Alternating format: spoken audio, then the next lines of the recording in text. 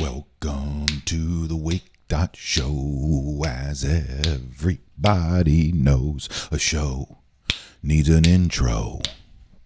This is that intro. I am Fisher, your host. I've got 5 shows this week, then I'm on vacation. Will I finally get some sleep? Hey, good morning, and welcome to the Wake.Show. Hold on, I got a phone call coming from my good friend Scam Likely. Hey, Scam, I'll give you a call back later. Have a great day.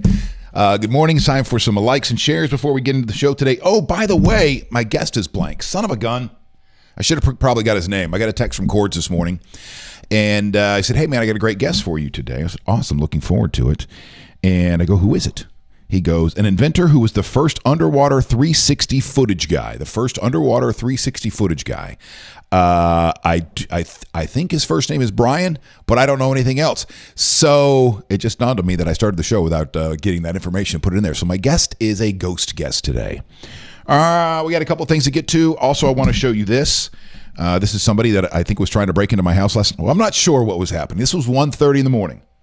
Or is there a timestamp on this? 1:23, 4, 5 in the morning, something like that. We'll get to the footage, the security camera. The funny thing, I don't know what's going on here. I got 2 stills that we have pulled off from our surveillance system, and there's a couple of running theories. The guy's drunk and went to the wrong house. He was casing the joint, or and this is the one I think he's Uber Eats. I think this guy is Uber Eats or something like that, and he came to the wrong house. But we'll get back to that. Let's do a little liking and sharing. How you doing this morning, cousin? Good to see you there. Jeffrey, how are you? It's good to see you as well. And so this we got a week of shows this week. Chris will be in here at least. I don't know how many. I haven't talked to him, so I don't know if he's going to try to come in every day this or Tuesday through Friday this week, because when we go on vacation, I'll tell you my plan. My plan is to come back and have a revamped, relaunched the Wake.Show, possibly not even called the Wake.Show. But Cords was on vacation all last week. We haven't had any formal conversations, so I'm just kind of letting you guys know where my head is, because you also know that about me. I can't just hold on to stuff forever and for weeks and weeks and weeks without having to talk about it in some way. All right, we are live. Oh, and I can edit this in the middle of the show. So whenever my guest gets in here, I think I can just go in there and put his name in there properly. And there we go. Danny, good morning. Nice to see you as well. All right, let's get to the Wake.Show today. And the first, I hear people coming up the steps. I hear some people coming up the steps. How are you? Hey, Chris. Welcome in. Brian? All right, so I'm set up ready to go here if he wants to go ahead and sit in there. And while we're doing that, let me go ahead, because I don't know I don't know anything about him. So, Brian, what's your last name, first of all? My last name is Dombrowski, Dombrowski. Let's see if you get that. Oh, yeah, let's see if I got her. Domwroski. Dom, B as in boy. B, dang it. Dombrowski. Rowski. Used to be a Marlins coach with that name. All right. So, there we go. Now, well, let's make sure my stuff works here. Save. Would you like me to introduce you? Sure, man. Well, I don't have a camera on you, but I got a microphone. You can turn that camera on you there, and then we'll do that and get Brian in frame here properly. Thank you for coming onto the show today. All right, there we go. Thanks for having me. And Cords, all right, I think we're going to get a good shot of you. And there we go. Welcome to the show, Cords. How have you been, sir? Great. It's good to see you again. Yeah. So I just took my first week off since in 3.5 years, where I actually took a week off and didn't work. Good for you, man. Congratulations. Yeah. I know I have a longing for that to happen, because I think it's been at least that long since I've had some real time off too. Yeah, well, you need to get it, man. Let's make that happen. Yeah, we're definitely taking next week off, and I'm probably gonna talk you into 2 weeks, because I want to relaunch this show. You and I've talked a lot. We've had a lot of conversations. Dude, whatever you need. I think that time away is very, very important to kind of reset and gain perspective and. Yeah, I woke up with resentment coursing through my veins today. Resentment for everything in life because I'm so drained, and I thought I was going to get some sleep last night. Brian, I'm sorry. We'll come back to you. No, you guys are doing great. I thought I was going to get some sleep last night. I got some rest yesterday, and last night I was so excited.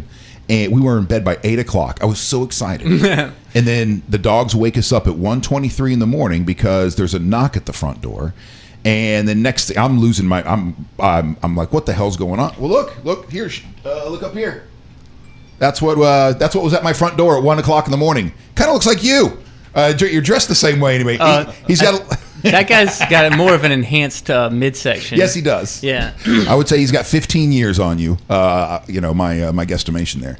Yeah. So then it was just then I didn't go back to sleep for I don't know how long, and I woke up this morning hating everything, just hating everything. Yeah. I thought I was gonna finally get some rest, and I didn't. But that's okay. We got a week worth of shows here. Well, let's get through it, man. All right. So tell me about our guest today. All right. So I met Brian. It was about 10 years ago, right? Yeah. Wasn't it about right? It was diving up in Largo. That's Largo. right. Palm Harbor. We were diving off of Palm Harbor with our friend Rob Boucher, and Brian brought this huge camera with us on this spearfishing trip. And Rob, my friend Rob Boucher, which is funny because like the Bobby Boucher, like the water boy, was just out, and so I'm sure he's heard that a zillion times. But anyhow, he shows up with this big, beautiful housing on his camera, and he's going to film. He wanted to come film us shooting some fish, and so we just got to talking, and we connected on Facebook, and I learned that Brian had been innovating. This is back before 360 cameras were really mainstream or people trying to figure out at all, and he was one of the very first innovators, and he was the first innovator, as far as I know, of doing it underwater. And he was innovating so early that he literally had to program his own viewer so that you could watch this stuff on a web page, because the technology to even look at the video didn't exist. So he built his own software where you could watch the video. Did they name it after you? Well, not exactly. I can tell you a little bit about the story how this started. I mean, so I've been diving for 30 years now, and I've diving with the camera for like 25 years. So that underwater video has always been a passion of mine, photography and video. But I saw in 2011 there was a guy in Calgary, a photographer that took 4 GoPros and did a 360 video of a dodgeball tournament. It was the first ever 360 video. Okay. And I saw that and got inspired, and I thought, you know what, I wonder if anybody's done this underwater, and nobody had. And I was like, the goal was I just want to be the first person to figure out how to do this underwater and publish it. I didn't even know how far it would go, so I set a goal to do it. Ultimately, it cost me about $4,000 to put the system together at that time because it took 7 GoPros to do it. But by October of 2012, we were able to do it, and we published the first 360 video, underwater video. Now, Cord was talking about how you had to write your own software as well, player so people could watch it in 360 as well. Did any of that inspiration come from? Because when you started talking about this, I started thinking about the original Matrix movies and how cool those original effects were, and they were able to shoot things in 360 and whatever. Yeah. So is this in a similar lane as that, or completely different? It's kind of like, so that's called, what you just described is called bullet time. You're actually looking from the outside in on a 360. This is looking out. So this is kind of like you're looking around and you see everything around you from the inside out. There was panoramic players for still photos, but not for video. So that was the hard thing. We basically had to just take the still approach and just make it so many frames a second to do video. So what's the technology that they were using at these IMAX theaters for years? When you go out to Disney, the thing that pops in my head is Canada. They're at Epcot, and that's a 360 experience, but I have a feeling it's probably tricking you more than anything else. No, I think they probably did it that way. I don't really know the techniques. I mean, when it went to video, this is kind of like using GoPros is like the first level of camera that made this where you could do this without spending, millions of dollars. This was just a side project for me, as my own funding. I have a day job like everybody else. But I'm extremely creative, and I had an innovative niche, and I don't like to sleep. So So this was the first. I don't really know a lot about those, how they did that for IMAX, you know, and I just knew that somebody had done it topside and made it work. And I looked at they were willing to share a little bit of the information with me, and then trying to figure out how to do it underwater with the effects of refraction and things like that, housing designs, control, synchronization, power, and all that stuff. I'm an engineer by day, so I had some insights on how to do that stuff.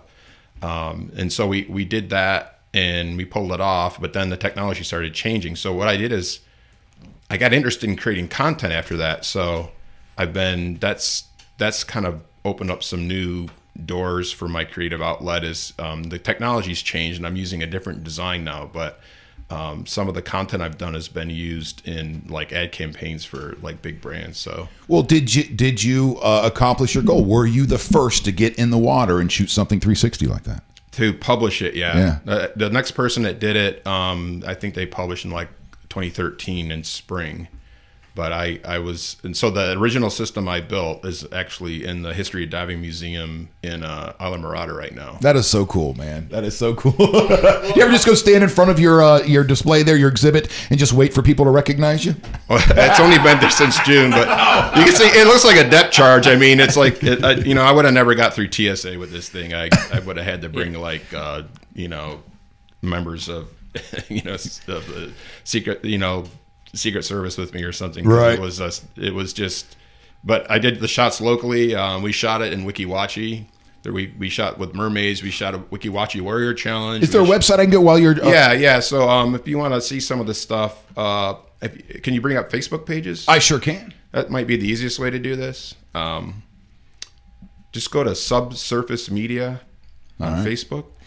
Yeah, and while y'all are pulling that up, what was so amazing to me is, and what I thought was really special about this is, as subsurface, like under the surface. What's the next word? Subsurface Media. Yeah, media. Okay. Yep. There we go. What I thought was so special about this is, as a diver, I'd only been diving for about 5 years when I met Brian, and for me, it was a lifelong dream to be able to get underwater and to be able to, you know, it feels like you're flying. And this was the first time I'd ever seen anything that actually felt like the actual experience of being underwater. So you can pan that around. Yeah, you can look around. You can look back at me diving behind the camera. You can spin it around with the mouse. So just click and drag on the mouse. Oh, wow. Right. So this is what it actually feels like to be a diver. Oh, that is cool. That is amazing. So I shot that about, actually, not even 2 weeks ago in Grand Cayman. So like 10 days ago. Wow. That's some of the newer stuff. So are you doing a lot of work for, you know, your National Geographics and Discovery channels and stuff? No, not yet. I mean, so it will be. Yeah. Coming soon. This is my own thing, part time. But I do have, you know, I have representation with a company in the UK for some of my content. Is this you too, or is this a different 360? That's a different one. Okay, because you gotta watch Facebook. It will like preempt with other things. It's not my place. But all of a sudden you see a woman tied up, and I'm like, wait a second, it doesn't seem underwater to me. Yeah. So the one thing to know is that, you know, Facebook is really behind 360 content. They've integrated into their platform really well. They're the ones that push even the fun creation of content. But you can. That's insane. There's actually some photos of the original housing design with me. If you look at the photo section of the page, if you want to see that. The photo section of the page. Yeah. So what you're seeing right now, though, Chris, that's the impression. The first impression I got when I saw this, you know, a long time ago. It was super exciting to see how the actual experience itself translated to the computer screen. All right, so we got one here. Stingray. Well, that's just still photo. So I do still photos with 360, so you can. But the same thing. We still. Yeah. Oh, how cool! Yeah. So who's your market right now? Or is it private people and families that are going out and diving, or what are you shooting these days? Basically I shoot when I go out and shoot content. Because my time's somewhat limited to do this. I I have a broker that goes and, you know, for the choice of content I choose to feed to them, they represent it, and they find people that want to use this stuff for, you know, rights managed use. Is there any one of these you want me to click on? Yeah. So you can see there's a housing. There's a picture of the housing second from second. That one one over right here. Yeah, that's like. So this is the contraction one. Okay. That looks like that movie with like the Manhattan You can Project. try to get through TSA with that thing. You're gonna basically hold up the flight. Yeah, that looks like a bomb. If I were to see that anywhere, I'd be slowly stepping away and dialing 911. So that is too funny. It's a bit different now. There's the technology. You know, like anything, technology moves at the speed of light. So see a bunch of cameras at the base there, and at least a camera up there. In that housing as well? Yeah, that was the 8th camera on top we tried, but the ones inside, it's actually running outside of the housing right there. Oh, okay. So, yeah. But this was back in, you know, I think this picture is probably in 2013 after we were using it for a while. And it had the basically wrap gaffer's tape around the GoPros to keep the reflections down inside the housing. So they look like that. And there it is in the History of Diving Museum in the middle. That is cool, man. It just got added there, and they're under a History of Underwater Photography exhibit this spring. So if you're ever down in Mala Murata, that's a great place to check out. I highly recommend. They have everything in there. That's cool. It's a non-for-profit, really, really great place that if you're interested in diving. And if somebody wanted to check out your videos on their own and kind of go through the library, where would they go? Subsurfacemedia.com or? If you wanted to see a lot of the stuff, I mean, you could go. There's not a whole lot on my website. My website doesn't really. It's easier to use Facebook and YouTube, but there's blend.media that I have a lot of featured content on. Okay. They're my broker for a lot of this stuff, but I would use the Subsurface Media Facebook page or my personal YouTube channel, Brian Dombrowski, or you can look at Subsurface Media on YouTube and you'll find my page there. Facebook's probably the best for social, though. Most of your shooting, is it here in the Bay Area, or are you traveling around the world now? Mostly around Florida. I do topside now, too. Actually, you know, we even did aftermath for Hurricane Irma. But Tampa Bay, the Dry Tortugas, I had a friend that owned a liveaboard there. You know, hats off to Rick Pitts. So he finally exited the business after 20 years. But I was in Tortugas 60 times in the last 20 years and shot a ton of content in the Dry Tortugas, topside and below the surface. So this contraption that you just showed us, is this something that will be available for consumers one day? You know, is it 5 years down the road where we're going to be seeing on TV of something similar that a family can get for, you know, $700 or $1,000, something like that? I'm getting I bought into a Kickstarter product that I should have next week that is along those lines that will actually live stream. But the key is how do you make this stuff work underwater? And there's only a handful of people that are able to figure out designs that can do that. And what I found is there's not very many people producing content underwater. It's not just having the right gear. The technique and how you dive, your buoyancy control, your skill in shooting is extremely important. So it's like, you know, there was only a couple of us doing this a few years ago. There was more, but before you know, we're going to see stingrays taking selfies too. Yeah, that's right. Yeah. Well, Brian, thanks for stopping by and being on the show today. I really appreciate it. Okay, thanks for having me. And do you have any? Are you commissioned to do anything like coming up some big projects right around the corner? Not any big projects right around the corner. I did some, you know, last year on my own time. It's just I just got back from the Caymans. I'm going to work through a ton of that content, get it up, and in my archive and you know, I'm open to collaborate with people, and it opens a lot of doors. That's what I like about it. I meet new people all the time. All right. Well, we'll get you down to the local swimming holes, and we'll just plop it in the middle of there and have some fun. Sounds great. Okay. All right, Brian. Thank you so much, sir. Thank you. Have a great day. Thank you, Cords, for bringing them by. You're welcome. And if you ever thought about being, you know, diving and to feel what that actually feels like, I highly recommend just checking out some of his videos, because it is the closest thing to actually getting wet and being a diver as there is. So you're like, if I pull it up on the big 60-inch at home and then hold my breath. You could. Yes. I'll be there. Just stand close enough and then have somebody work the mouse behind you. All right. Yeah. All right. Thank you, Cords, very much for coming by today. Thanks, Chris. All right. And next up, we got a couple of things to get to today on the Wake.Show. One of which is a random conversation generator. Is there something that is popular now that annoys you?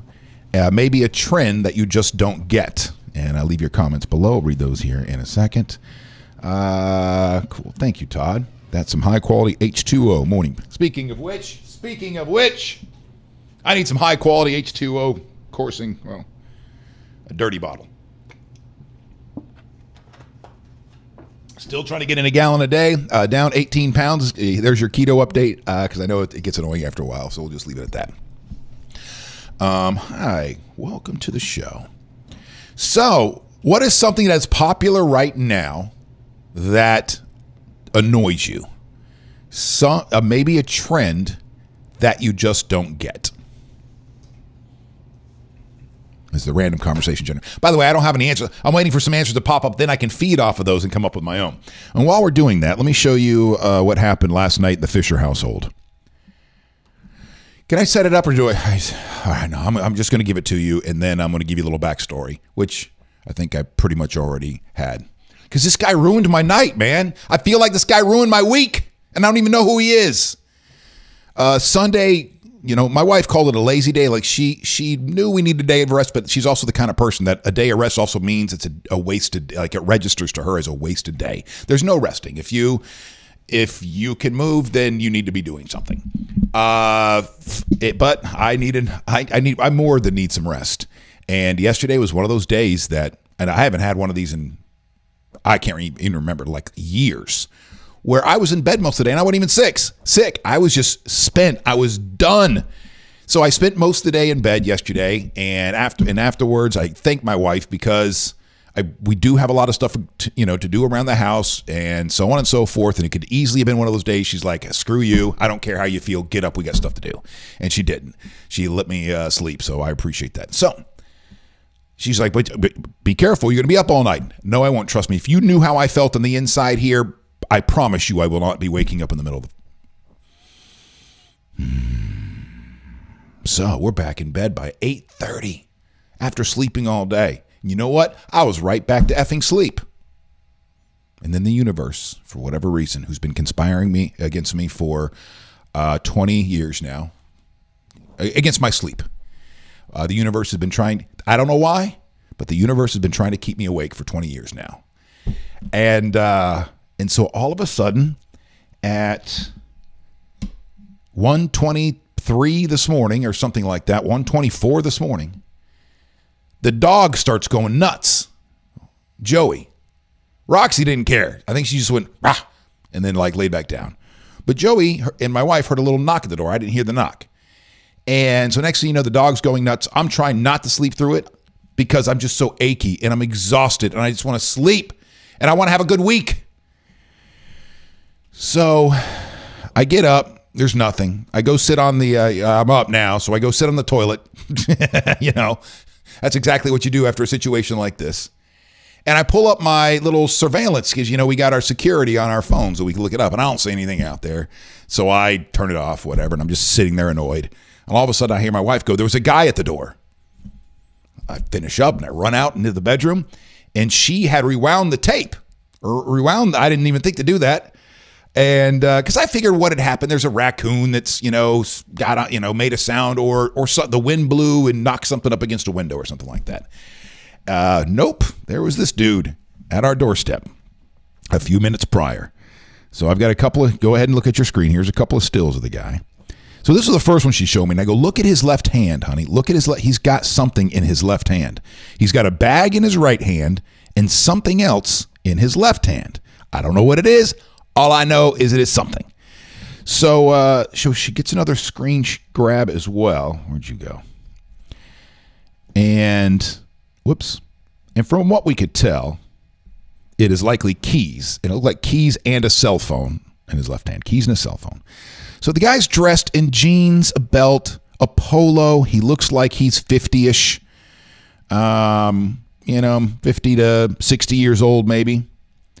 And also when you back up in the tape, you can see headlights pulling into the driveway. So this guy didn't just randomly walk at the house from the street. He actually pulled into those viral videos jumping in cars.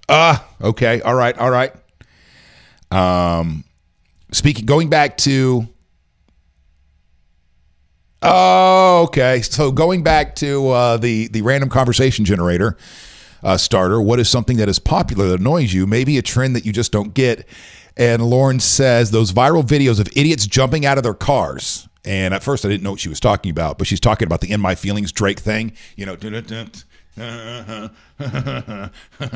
whatever that is. Yeah. The universe likes me. I don't know if, man, I think the universe loves us all. But here's my theory, Todd T. Here's theory number one. I'm crazy, which is a pretty good working theory. Or B, if the way things work is if you're not on the track, kind of if you're not in your lane, you know, the universe has a tendency to do stuff until you get into your lane, then I feel like I've been out of my lane for 20 years because the universe will not let me sleep. I went ahead and checked the back camera as well, just in case this guy was a distraction, but there was no movement in the back. Oh, you're so smart. That's what my lawyer wife. I didn't even think about that. Like, this guy might be distracting us in the front. Somebody's trying to get in the back. So my working theory as it stands right now, and I don't know where you are in this, Lauren, my working theory is this guy's an Uber Eats guy. All right. It's 1:20 something in the morning. He's got that bag in his hand. He did seem a little like he didn't know if he was at the right place. It wasn't like he was fidgety or anything like that. So either this guy was drunk and went to the wrong house, but I don't recognize him. He doesn't look like any of our neighbors. Or B, this guy was Uber Eats and he ended up at the wrong house. Any thoughts here? But what sucked after this is I couldn't go back to sleep. I was saying at the beginning of the show here, I woke up with just resentment in my soul. Man, it was ugly this morning. I had to, after I got my wife off to work this morning, I had to go lay back down for an hour, put on meditation music, and restart my day because I woke up wanting to punch walls. Which goes back to theory A, fish, maybe you're just a little bit on the crazy side. Jeff, it's David Jensen from 1960's The Fugitive, Dr. Kim. Oh, yeah. We finally found the fugitive. Wait, or the that's what I think too. Yeah, I'm thinking it was Uber Eats. Crazy can be good. Yeah, you're right. A little bit of crazy is all right. He was just checking his phone the whole time while he was at the door. Wrong house. I think you're right. It was the wrong house kind of a guy, but it didn't matter. Right? The incident was over. He was gone. No big deal. The big deal was I couldn't go back to sleep, and that was obviously frustrating and still lingering. All right, a couple of things we want to get to today before we go. First, this is the last 5 days of the Wake.Show before we take a little break here. And like I told you, there will be a revamping and a relaunching. If it stays the Wake.Show, even the logo is going to change. And it'll just have a little bit more focused direction, some of the things we've talked about over the last month or so, and it'll feel pretty good. I'm going to push. I have to talk to my partner on this one, Chords. I'm going to push for a complete name change and rebranding and kind of a starting over with something fresh, mainly because I'll tell you that the thought behind it is I really do like the Wake.Show. I like the Wake.Show. I like the cadence to it.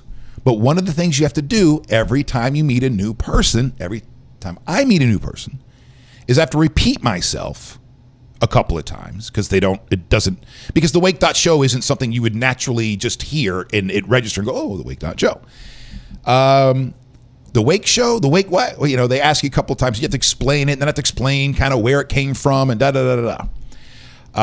secondly, the way I want to revamp the show is, I want it to be possibly have Tampa Bay in the title of it. Tampa Bay something or something, Tampa Bay or something along those lines. So basically rework this thing so it would almost look like just the edgier or the pirated version of midday television you would find anywhere, on 2, 6, 9. Wait, is it 2, 6, and 9 anymore? No. Whatever. ABC, CBS, NBC, Fox, Channel 13 here in the here in the Bay Area, but not as campy. You know what I mean? To be a little bit more real. And that's no knock to any of them, and they know exactly what I'm talking about. If you're doing a midday show, it's geared towards women between the ages of 55 and 65 years old, and you have to come on every day and go, "Hi, good morning." So I can only do so much of that before I start going insane. So it'll be a midday style show, except with this guy hosting it. Good morning. Oh my gosh, honey, you are hilarious. So my wife has already texted all of our neighbors to find out if they ordered anything, and if that guy was supposed to be going to their house at 1:30 in the morning. I agree with you. When someone wakes me up and I have a hard time going back to sleep, a lot of people say, think about it. How many people you know in your life, and you might even be one of them, that will give you a warning. Please do not talk to me before I have my first cup of coffee. There's a certain. We're animals, man. We're animals until we can get our bearings about us. By bearings, I mean a cup of coffee in us. All right, here's some of the things we're going to be talking about today. So you got what is something that is popular now that annoys you? Maybe a trend. It's funny, wifey, that you say that Drake trend of those, because I was thinking about learning the dance myself and hopping in on that trend. But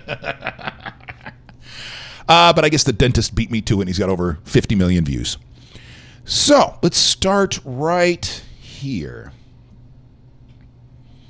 I got 4 positive stories to talk about today. We'll start right here. We'll start at the last one I pulled up. How do you feel when you're driving down the street? You're heading home from work. You just want to get home. You don't want to be bothered. You're hoping you don't run into an accident. But then you pull off on your exit, and there's that guy. The aggressive homeless guy trying to get food or trying to get money from you. You're like, you're acting like you're on your phone. You're like, oh, come on, man. And you're not a bad person. You donate. You give to food banks. You have your charities that you give to throughout the year. You're just not someone that wants to roll down your window and start slipping dollar bills to anybody. Well, this should make you feel pretty good.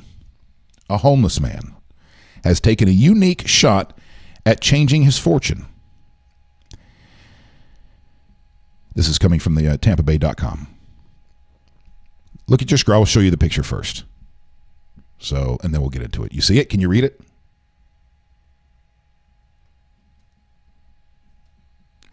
Opposed to begging for money, unemployed web developer David Cesares, 26, woke up from the park bench he had been sleeping on, grabbed his resume, and put on a shirt and tie. He then stood on a California highway median, holding the sign that reads, "Homeless, hungry for success, take a resume."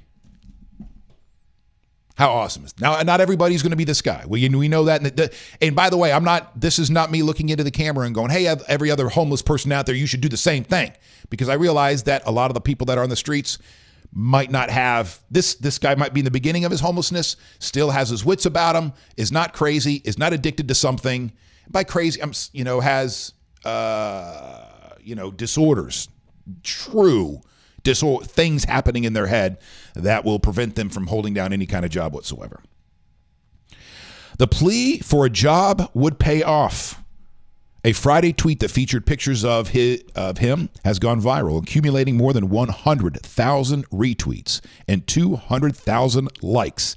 And here it is on your screen right now. Today, I saw a young homeless man asking for people to take his resume rather than asking for money. If anyone in the Silicon Valley could help him out, that would be amazing. Please RT so David can be helped out. Along with the likes and the retweets came a job offer. More than 200. Quote, it was basically a make or break moment. I wanted to keep my head up high, keep looking forward, and see what opportunity would come next. His resume, Cesares resume says he earned a bachelor's degree in management information system from Texas A&M University and landed a web developer job with General Motors out of college. His dream, however, was to begin his own startup tech company. Once in California, jobs prospects would fall through, and he had to move into his 2015 Ford Transit Connect utility van. He'd lived, if there's a vehicle you're going to live in, you got a van, not a bad thing to live out of. He says, no one was hiring. I had an interview with Apple in January, but the job was filled internally. Now, however, he says he has a job offers from companies such as Google, Bitcoin, and numerous other startups. Until he lands his job, you're reportedly being offered a free temporary accommodation and given interview preparation by a local software engineering training school. How cool is that? Here's an update. We're putting him up in a housing so we can focus on interviews, have a computer for him if needed, and he'll be working at the Lambda School Careers with the Lambda School Careers team for interview practice if he doesn't land a job quickly. I'll be shocked if he isn't hired, within a month from now. Yeah, me too. I'm this guy. Well, as long as he, he's not crazy AF and, has a history that's going to come back to catch up with him, you're exactly right. This is the kind of thing that's going to land him a job. And I hope that for the other people that feel as desperate, they don't feel like this tactic is out of the realm of possibility. I'm sure there's a lot of people out there like that. They're on the verge of homelessness or recently homeless. They're young. They're in their 20s and their 30s. They've got degrees going, what the hell happened?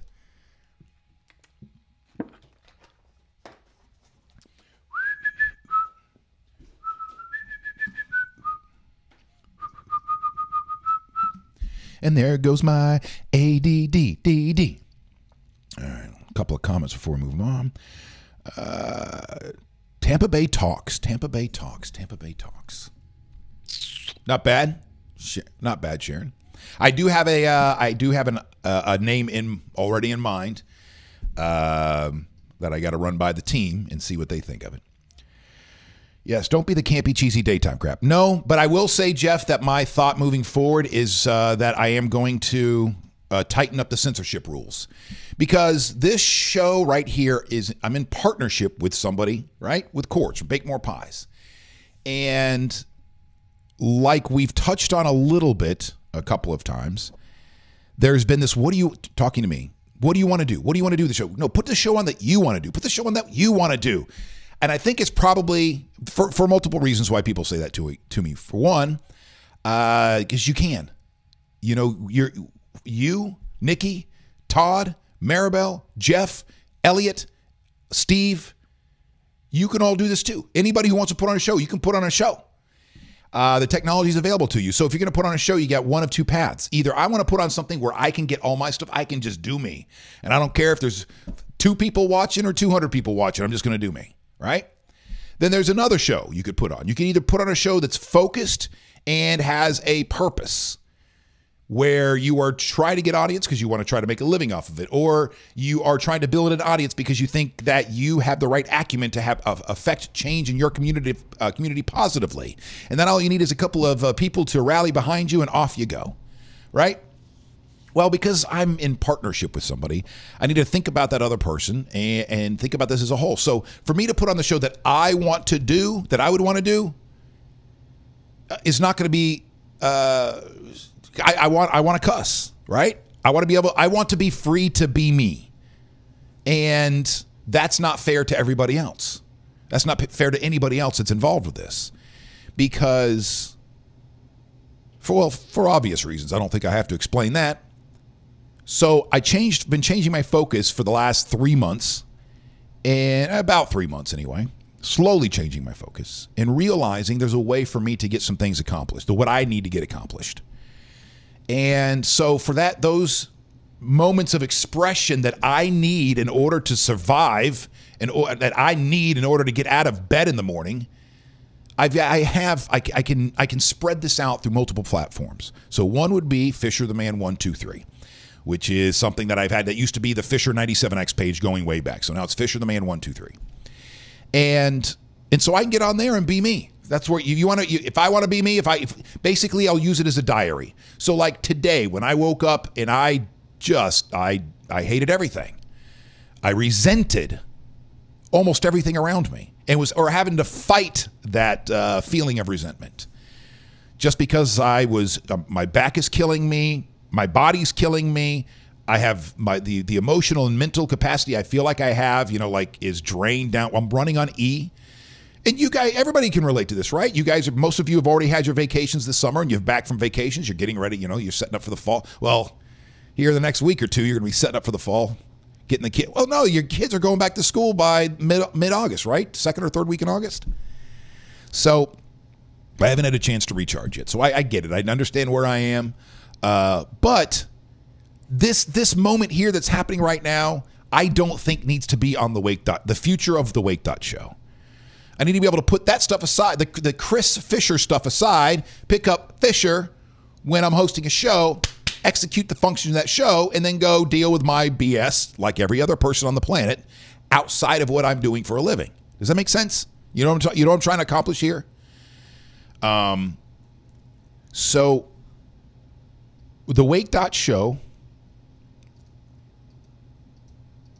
I've been fighting since the beginning. Like, talk about a little bit of that little grain of sand that can get caught and turn into a pearl or turn into a stone in your shoe. It turned more into a stone in my shoe. Like there was this, because I can't fully be, like when I want to drop an F-bomb, I want to drop an F-bomb. But that's not fair to my partner in all of this, the person that's supplying all of this, which is an amazing facility. So I'll be me at Fisher the Man 123. The Wake.Show will be a professional show that my partners in this will feel proud of when they flip it on to show a potential client or charity organization goes, hey, I think we have a show that can help you get your message out there, get you and your charity's message out there. They don't flip it on and immediately you hear me talking about some anxiety, some panic attack I was on the verge of, the night before, and you hear me saying, oh, that's the shit my dad taught me, and they go, oh, sorry, maybe that's not the show for you. So I want to put together a show that is that makes the people around here proud to tell people that they're a part of this show. Then I'll take my crass ways, my mental health issues, my whatever, to Fisher the Man 123 and use that as a diary.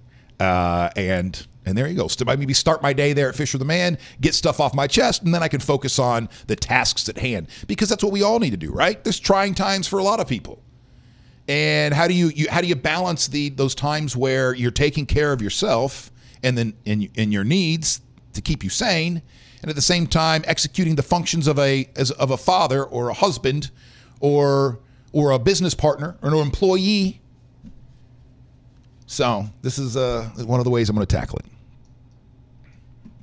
It's tough being someone else. I deal with it every day at work. Some days I'd like to tell my rude patients to F off, but I don't. But I'm thinking about it. Great point. None of you get a chance to go to work every single day and go, I want to exercise, I want to express myself today at work. No, there's some rules you got to follow when you go. Speaking of Saturday night, Nikki, I wanted to punch this couple, a man and a woman. I wanted to punch the shit out of them on Saturday night. I'll say it. I'll get it off my chest right now. Let me set the mood for you. It was Maple Lane's bowling alley. Love this gig. Only do it about once or twice a month. Usually about once a month. And so I'll go out on a Friday or a Saturday night through Events Done Right and my good friend Ed Gruby. And I'll DJ from 10 p.m. to 2 a.m. during Cosmic Bowl. Cosmic Bowl, $14.98, all you can bowl. Per person, not per lane, per person. I give away prizes and play games every 15 minutes, right? It is a fun time. It's late, and I'm 45, so sometimes I have to have a gallon of coffee at the beginning of this thing, but for the most part, I really enjoy it. I get to play all the music, get to keep up on all the new music, and interact with a very cool, eclectic group of people. I love the bowling alley. I love Cosmic Bowl. There's just a wide array of people in there, and I love it. So I'm not even 20 minutes into the night, like 10:20, maybe 10:30. And this guy, this man and this woman come up. I want to say they're yelling, but they're very aggressive. You know what I'm saying? They've got that look like this. They're not like, so here's what I would expect in this moment. Hi, how you doing tonight? Oh, good. Nice. How you doing? Hi, I'm so-and-so. Nice to meet you too. What can I do for you? Well, I was wondering do you play any 80s? And I would say, well, I mix in a little bit, but for the most part, it's Cosmic Bowl, so they like me to keep the party music going and da-da-da-da. Well, we have an 80s party going on over here. We're all dressed up and themed. It's my daughter's birthday. She's 30 years old, and there's about 20 of us. And I was wondering if you could mix in some cool 80s stuff. Oh, yeah, I would love to. That's not what it was. I hadn't played any of the 80s music that they were anticipating hearing by the time it was, 20 minutes or 30 minutes into the night. Although I did play 2 songs from the 80s. They were remixed versions, but they were still, one was Michael Jackson. I can't remember the other one. But here's how they approached. Hey, are you going to play any 80s music? And immediately, Nikki, I'm already here. As soon as you come up with me that attitude, I'm having to perform mental exercises in order to bring it back down and remind myself, you are working. This is not your gig. If you punch this guy, this will cost your friend Ed Gruby. This is not a good idea. Back it down. So I'm getting it back and forth from the mother and the father. What is it? Can you play some Dawkins? What about some hair stuff? That's party music. Play some Rat. I'm like, sir, well, let me talk. It got to the point where I go, do you want me? I'm staring at him going, do you want me to? I'm not going, sir, would you like me to get a manager? I'm going, do you want a manager? And he'd keep talking. Do you want a manager? Do you want a manager? Do you want a manager? And I'm just sitting in my head going, you shut your mouth. And not only him, but his wife too. I wanted to punch the shit out of both of them. So they leave. And their son, adult son, who's 30-ish, comes up to me and he gives me $1 to play a song. And he starts apologizing for his parents. I'm like, it's okay. I go, whatever. So I play the guy's song. And I get on some 80s music. All of a sudden, I put on this little mix of like Bon Jovi to Def Leppard into Guns N' Roses, Welcome to the Jungle, even though I believe that was 1990 or 91. No, those were late 80s, right? So I go walking by their group at some point, and the father catches my eye and brings me over. And again with this sucks. Da, da, da, da, da. I've spent hundreds of dollars. And so as soon as you go down that path of I've spent this kind of money, you can go F yourself in that moment. And you are lucky I don't rip. The only thing that keeps me in those moments from escalating it is the thought of where I am in that time. Is I'm representing somebody else, Events Done Right, not myself. I'm working, so it's a completely different ballgame. And so anyway, the son comes back over again, and he gives me another $1 as an apology. He doesn't slip me a 20 and say, I'm sorry that my parents are being so rude. He gives me another $1. Thank you, sir. That was very kind of you. And apologizes again for his parents. And so I go, sir, I've been doing this a long time, and I've dealt with that kind of aggression before. Yeah, it's a little annoying, but whatever. They're drunk. And I go, are they on coke? I asked, are they on coke? And he goes, no, why? And I go, well, because of, they're sitting there, the aggression that they approached me with from the very beginning that has not lit up at all. And they said they were in an 80s cover band for years up north somewhere, and this is an 80s night. So I was thinking, well, maybe they're reliving their old hair metal days, and they're getting all coked up tonight as well. And so that's where the aggression comes from. And their son looks at me and goes, no, they're just assholes. And I was like, oh, okay, well, thank you very much. I'll just avoid him for the rest of the night. And that's exactly what I did. Rocking with Dawkins. I know, the guy's like, play some Dawkins, play some Rat, he said. Play some this, play some like, just be polite. We can have a conversation. I'm sure I can work in some songs for you that everybody else would enjoy as well. So there we are. Now back to this. All right, cool story about the homeless guy. Did you guys see the story today about this is coming from the Washington Post is where I ended up seeing it, about the family orders a pizza and is blown away when the delivery guy plays Beethoven on their piano? I'm going to try to play this for you and see if I don't get kicked off the internet. I don't know if I click on the thing at the top there. Never mind. Where?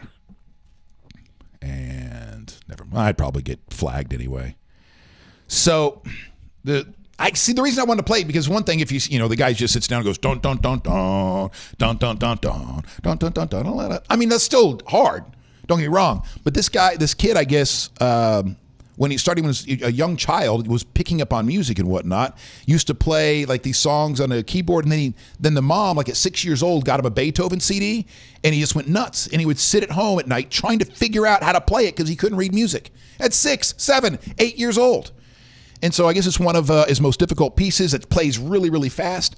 So he's a fast forward, and this kid's now a pizza delivery boy. He's 18 years old, and he delivers pizza to a place that they can see the grand piano, or a piano sitting right there. And when he opened the door and says, "Oh, I can play," they're like, "Come on in." Recorded it, threw it on the internet, and now it's everywhere. And I'm sorry that I should have video game. Man, I'm sorry. I let you down. Because what am I going to do how am I going to set this up and then not pay it off with some actual music there? Next up, parents pressuring picky eaters can be harmful according to a study. I just want to run through a couple of these things and then I'll move on. I know a lot of you have kids. I was a picky eater as a child. And so there's that battle between parents and kids of trying to get your kid to eat what they're supposed to, trying to instill in them that, hey, there's children starving around the world while you're sitting there being an effing brat and throwing tantrums. Now, new study saying, hey, if you're just going to go like this with your kid, then you are not ultimately going to do anything that's going to benefit the child. You have to figure out different ways to get them to eat. A new study suggests parents should think twice before pressuring their children and calling them picky eaters. A recent University of Michigan study shows pressuring kids to eat food they don't like may not be the right idea. It isn't linked. So this group found that pressuring the kids to eat food they don't like isn't linked to the behavior or their weight changing, but it can cause tension during a mealtime. This type of behavior also was noted to put strain on the parent-child relationship. For me, going back, there was a few things that I just could not and I would not eat. As a child, mushrooms, you could not make me eat mushrooms. But here's the thing, parents, and I'm not a parent yet, and I know all this stuff's all the times that I've judged parents and went, man, you're doing it wrong, I know is going to come back. If I ever have a family, I know is going to come back to me tenfold because I have really told a lot of people what to do over the years. En masse. But I think back, and so the punishment for me was, well, you're not getting down from the table. You're either eating that food, which I was not going to put mushrooms, especially the mushrooms we got as children. You know, we weren't the richest family. I'm so happy with the way that we were raised, and we always had a meal on the table. Thank you, Father, for always making sure we had food on the table. We didn't necessarily always have filet mignon on the table, but we had food on the table. And so when we buy some of these vegetables, you would get the cheaper vegetable. We get the vegetable out of the can. Well, vegetables, I don't know what vegetables out of a can you can eat. At the top of my head, there's only one, corn. I cannot eat peas out of a can, beans out of a can, mush out of a can. There was another thing that I could not eat, and that was my father's what he called autumn soup. And it was just chunks of meat, chunks of potato, and chunks of tomato, and chunks of celery in a broth. The most disgusting, well, as a child anyway, the most disgusting thing on the planet. And all due respect, Dad. But he would fire it up once or a couple of times over the winter here in Florida, and it was supposed to keep us warm, and I couldn't eat it. Mainly because, well, it was disgusting. Every bite was disgusting. But those tomatoes that were in it, the slime, again, coming out of a can, I'm still reacting like a child. I'm 45. Look at my face. As I'm remembering this, my face is still, and that's the thing that annoys parents. You work so hard, you put good food on the table, and the kid goes, pfft. I'm sure you just want to reach down and smack them at that point. So I'm sure there's tricks along the way. I'm with you, Nikki, the canned veggies. Ugh. So in a nutshell, according to the research, we found that over a year of life in toddlerhood, weight remained stable on the growth chart, whether they were picky eaters or not. Did you hear that part? In a nutshell, we found that over a year and a half in toddlerhood, weight remained stable on the growth chart, whether they were picky eaters or not. Because that's also one of the concerns. You go to the doctor says, hey, this kid's supposed to be, 22 pounds right now, I don't know, 40 pounds, and he's only 30 pounds. Then parents start to freak out because he's not within the averages. And now let me go see if I can spend $50,000 to get him up. Sorry. I don't know where that came from. The kid's picky eating also was not changeable. It stayed the same whether parents pressured their picky eaters or not. Because here's the thing. I wasn't just being a jerk as a child. Kids aren't just being jerks. Whatever you're trying to feed them is gagging us. Whatever we're trying to feed our kids is gagging them, and yet we sit there and use that as a moment of control. I'm going to win this battle. You will eat that shit. Parents should also be mindful when using the terms like picky. According to appetite researchers, those words can carry, I don't care about your negative connotations.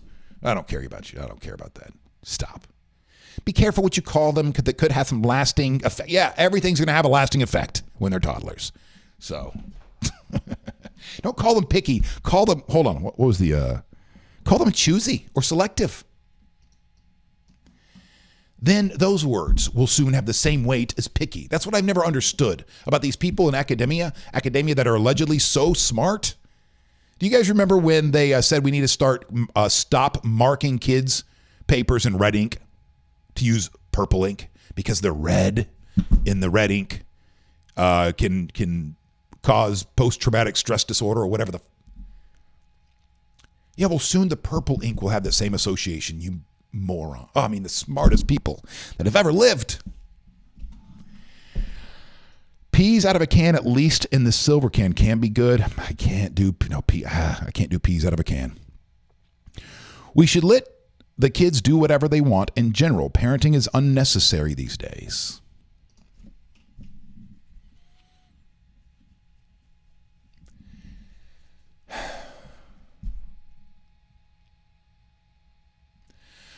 My niece Ruby wrote a note to my wife and I a few months back when we watched their dogs when they had to go out of town. And she said, she wrote, she at the time, she just turned 7, I think. So she was 6. She wrote, "Thank you for letting us keep the dogs at your house," or something like that. It was the most adorable thing. She spelled letting, Lettig, I think it was. Here's, Adam, I think, a line of delineation, a delineation. In that moment, do you say, "Thank you, sweetie, that is so nice," or "It's our pleasure"? By the way, letting is Letting because that is a teaching moment. And you go, "This, by the way, it's Letting." Or do you say to a kid that's only 5 or 6, "Thank you, that is so sweet of you. It's our pleasure." And don't say anything about the misspelled word. Because from some camps, you correct the child every time they do something wrong, because you're trying to make them perfect. And for others, you realize the bigger moment that happened there was that a child at 5 or 6 years old was thinking about other people, thinking about adults, and left a note to say, "Thank you for letting our dog stay with you." So, Adam, it's not an either or. It's not you don't need parents anymore. It's about what we are understanding about human development and the best way to get our little humans to big humans and to be productive, responsible members of society. But we have this drive to perfect our children every step of the way, and when they don't get it at 2, we beat them. If they don't get it at 3, we beat them or put them in a closet. So it's not as simple as, "Oh, well, we're not allowed to parent anymore. Can't beat my kid anymore, so F it. Go do what you want, kid." And it's not the exact opposite. "I'm going to free range my kid and never discipline him, and the world will grow her up." No, you are stewards. You're shepherds along the way. Now, I think one of the issues that we run into is that as parents, and again, I know I'm going to come back and eat my own words one day, but I think as parents, we think of our children as our proper. I mean, I know they're our children. They're our property. Well, not property, but like extensions of us that if they're being judged because they spelled something wrong or they said something in public they weren't supposed to say at 3, then that's on you. That's on you. Those are your issues. Okay? Those are the issues of parents that go way back to their childhood, that they're going to continue the process under the guise of correcting and making better their children as we better than themselves.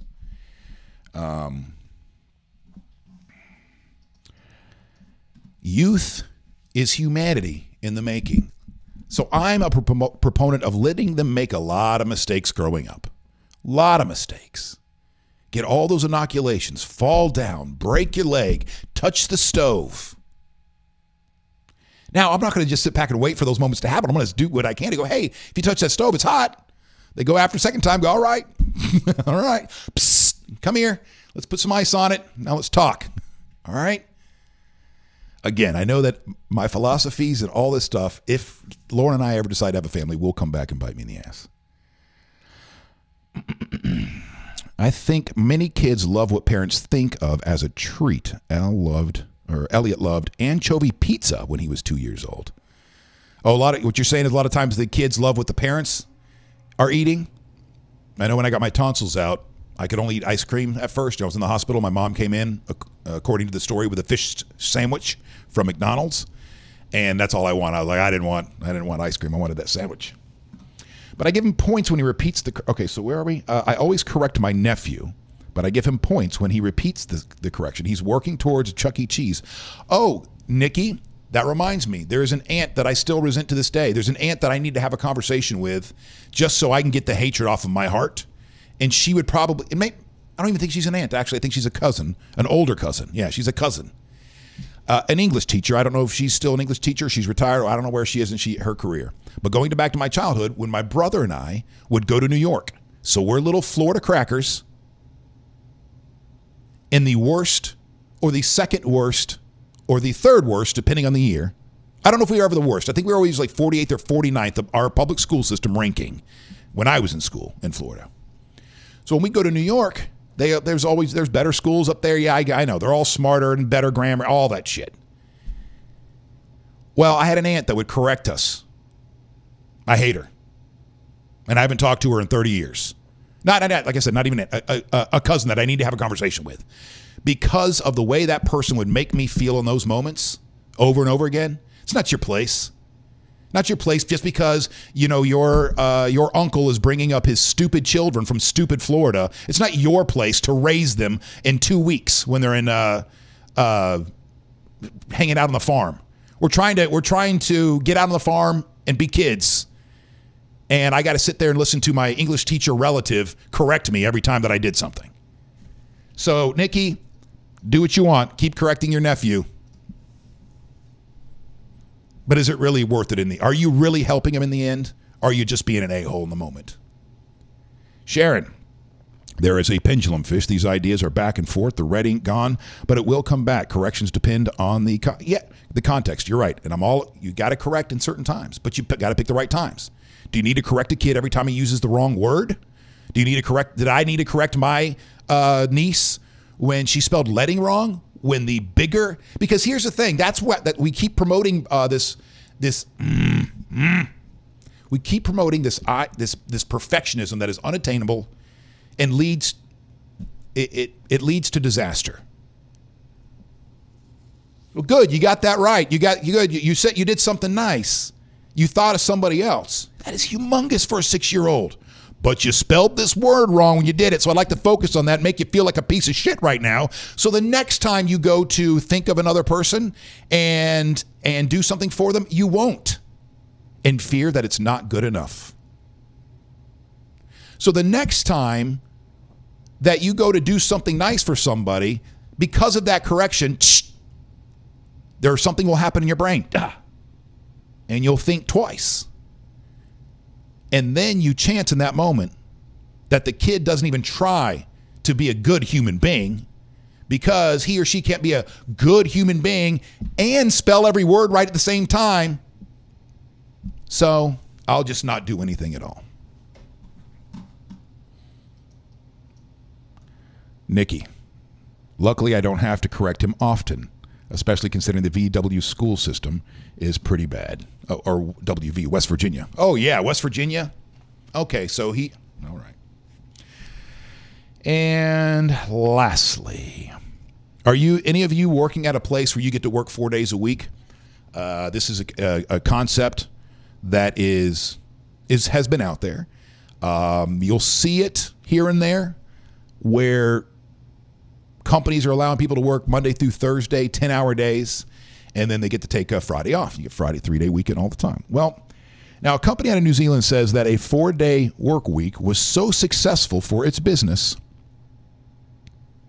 that it wants to make it a permanent feature for its employees. According to CNN, New Zealand company Perpetual Guardian, which helps people manage their wills and estate, recently tested a 2-month trial of 4-day work weeks. It was just a theory, something I thought I wanted to try because I wanted to create a better environment for my team. I'm humbled that my team has responded, and they went well beyond my wildest dreams. That's awesome. But how does this work out in the long term? Because if you switch over and you got, think about for those of you in the corporate world, Fridays are your busiest day because all the salespeople, everybody that's got an order out there, production, whatever industry you're in, are trying to cram everything in before the weekend. Friday is such a huge day. Not only that, and I'm not even talking about the people that work for you, but your clients. Going into the weekend, oh my gosh, I got to get this done. And if nobody's at the office on a Friday, I don't know. I can see it becoming a difficult thing. Or you end up losing business because somebody else, listen, I think it's great for your employees that you only are open 4 days a week. I need access to somebody 7 days a week. And your competitor across the street gives me access to everything I need 7 days a week, including live people. So researchers who oversaw the experiment found that employees at Perpetual Guardian saw a stress decrease by 7% and team engagement rose by 20%. According to Barnes, employees spent less time on non-work activity and more time being productive. Quote, why am I not paying based on output? Why am I not paying based on output? Barnes told CNN. Why am I paying for days in the office? That is a great, depending on your industry, your line of work, that's a great, I never understood that either. Fortunately, the only card punching, or what do they call that, clock punching, I've done in my entire life was when I was a child. When I was in my teens and I was a lifeguard at Wet n Wild. You had to punch a clock. But ever since then, once I got into radio, there was no clock punching. You didn't check it. One radio station somewhere in a small market with a small-minded boss had one of those things like, you got to be here at this time and leave at this time. But for the most part, in every radio station you'll find, you don't have those that are on the air are not punching in at some time and punching out at some time. They're getting paid based, we get fired a lot more, right? Because everything is incentive based. When it comes to a radio, your ratings come out every 3 months. So every 3 months you are judged. And you're fired a lot too. Here we go. I work 3 days. Holy awesome. Good for you.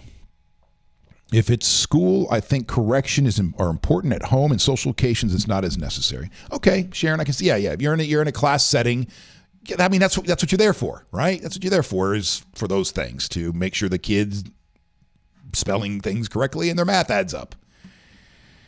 Sharon, 4 days, 12 hours, no. Remember, I work from home on Fridays. It is glorious. Listen, and if you're in an industry where they can, they can grade your performance. Like I used to even say, why? Because one of the radio stations I worked for, I even got into it once with a general sales manager or somebody, I can't remember. And I was like, I don't understand. Oh, I do remember now. It was my good friend Doug Sargent, who had all the club gigs when I was in Daytona Beach as a salesperson. So we'd be out, the DJs were out in the clubs, doing giving away prizes, doing remotes, call-ins on the radio. But the salesperson would always have to be with them, right? Well, then, this is a gig that would be 10 to midnight or whatever, and then the salesperson would have to be back at a sales meeting at 8 o'clock in the morning or 8:30 in the morning. And this would happen multiple days a week. And so one day I had a conversation. I go, why are you doing this? Why, if a salesperson has to be out in a club until midnight, why would you try to drain the life out of that person week in and week out? If that person is hitting their goals and is your number one salesperson, why would you try to kill them? Why would you have them in the clubs 3 nights a week and then have them get up in 6 hours? 5 hours after they get home. It's ridiculous. So for those of you that are in industries that they can pay you or they can figure out your what you're bringing to the table, then I don't even understand why there needs to be any kind of clock punching or anything like that. But I'm also a little jaded. I've never, like I said, the last time I had to punch a clock, I was a teenager. I was 20. All right, so we'll see, because that is something that is being bantied about.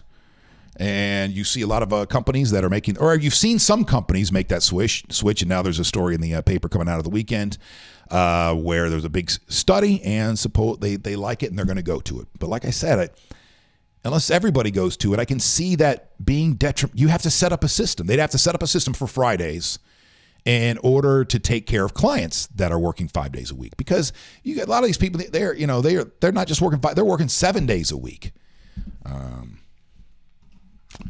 The world is moving fast. Thank you so much for being here today, being with me today. And thank you for putting up with me. And we got a week worth of shows, like I said, and then vacation and a revamping, a relaunching of the Wake.Show. Other than that, I'm not I think Chris will definitely be here on Friday. I'll talk to him to see if he's going to be coming in any other days this week. Chris McCarty. And I'll chat it up with him. So thank you so much. Have a great day, and I will talk to you soon.